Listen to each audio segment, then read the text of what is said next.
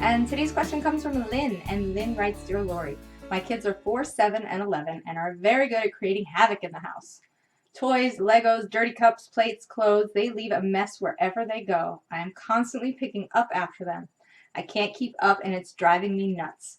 My 11-year-old won't even put away her own laundry. I need them to be more responsible, especially my older two.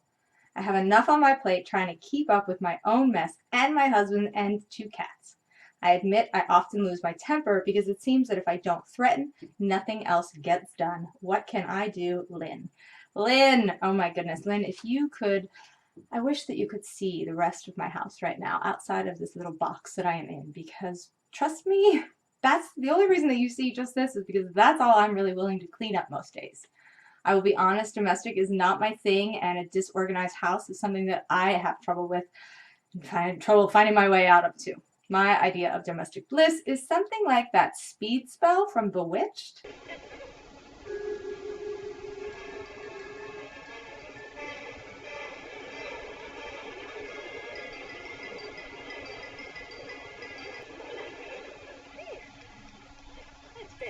Or preferably just Samantha's twitchy nose would help too. So I feel you on not wanting to be everybody's maid and wanting some cooperation around the house. I think that it's a very common to have a messy house when you have young children. You're not alone, definitely. Now, I did a video on chores and responsibility before, but this time I want to talk about consequences.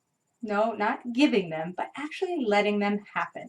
The first thing I would suggest is to take stock of what's really important to you. Is it the disorganization that's stressing you out? Is it the fear that your kids will never take any responsibility? Or is it the anger that rises up in you when you feel taken advantage of? The most important thing that you can do for yourself is to manage your feelings of being used and abused by your kids. Now, how clean does your house really need to be? How many days a week can you reasonably do laundry? What are you willing to do for your own peace of mind? I want you to get clear on what's important, what you need and what you expect, and then set boundaries around those needs. You have to get control of that anger before your kids will ever respond to you in new ways.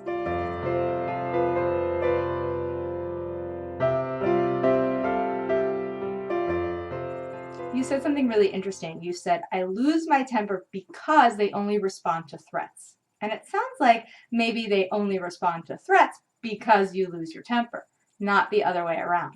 We have to take responsibility for our own unmanaged actions. No one causes us to take that route, to go down that low road of anger without our permission. It's a pattern, and it's a pattern that you've set up by allowing yourself to get to that point, but you can definitely shift it around.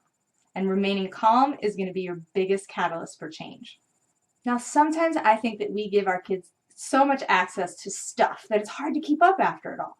And I know that for your 4 and 7-year-old, having a room full of toys and bins of little plastic pieces means that some are bound to get scattered and left out.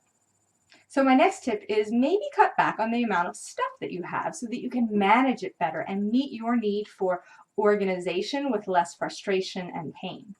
Get a bin and collect things for charity so that you can thin out your belongings. Donate old toys, old clothes.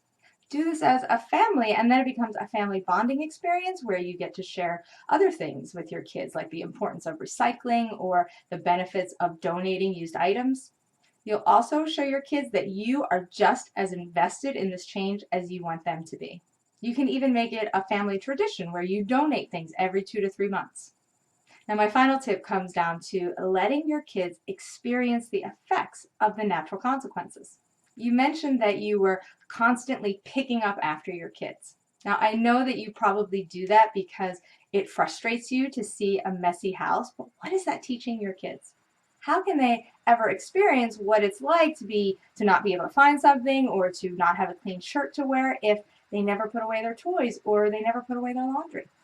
We often want to save ourselves time and aggravation, and then we either rush in with anger and punitive force, or we might rush in with solutions because we just can't handle the slow process and patience that's needed when we really want our kids to build new skills. But then we miss the opportunity to allow the natural teaching that goes on when kids experience the effects of their actions. And it often leads to us having to apply more and more force or harsher consequences because kids have no other motivation to do so.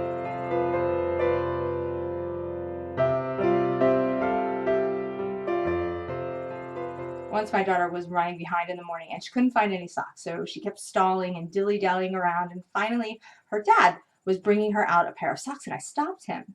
Because if he had saved her from her own problem, fixing it for her, how would her brain ever have gotten the practice in figuring out how to correct her situation and finding herself out of the predicament of being late if he had helped her? He had good intentions. He wanted to help. He wanted to meet his own needs for being on time. But his help actually interfered with the teachable moment. The learning experience is missed when we do things for our kids. And you might say, but Lori, I can't just leave my house to be a mess. And I would agree with that. Maybe you can, but you also don't have to clean up after everyone to the point of resentment either. You can limit the cups and the spoons, you can limit the plates, you can limit the clothes in the drawers, you can even get a bin or a box or a bag of some sort and mark it lost and found. And then when things have been left around the house, you collect them and then you deposit them in the lost and found. This way, you're not always putting away things for your kids, but you're keeping them out of your space and keeping your peace of mind. And then when your kids are looking for something, or when your daughter's out of clothes, they will know where to check first, the lost and found bin. Now, when your daughter doesn't put away her laundry, leave her clothes maybe in the laundry room. Grab a basket and then leave it on the side and let her know that this is where her clothes are going to be. That way you keep the boundaries that you set up for yourself and you don't get tempted into just doing it for her and then building resentment. So when she's looking for her clothes, instead of challenging her to be more responsible or playing the martyr card where, I did it for you, I put them away, which denies her experience of knowing what it is like to be in need of something and not have it, instead just drop the shame, drop the guilt, and say to your daughter, I've left your laundry in the basket in the laundry room. You may put away your clothes, and this is where they'll be if you're looking for them.